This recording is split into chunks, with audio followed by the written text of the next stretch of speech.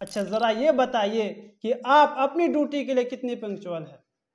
आप अपनी ज़िम्मेदारी के लिए कितना पाबंदी करते हैं? आप अपनी कारोबार के लिए कितनी पाबंदी करते हैं? आप अपनी ड्यूटी कितनी ईमानदारी से निभाते हैं?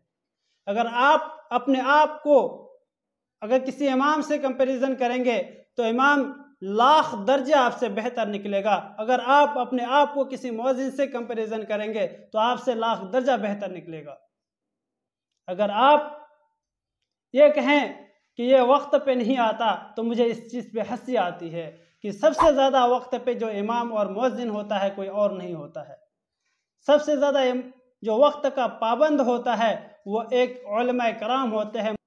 हाँ, दो चार लोग ऐसे हैं जिनकी वक्त पे पाबंदी नहीं हो पाती है, कुछ मसरूफियात होते हैं, कुछ माशी ज़रिए की वजह से भटकते हैं, लेकिन उनको फिर भी सबसे ज़्यादा डर जो होता है अल्लाह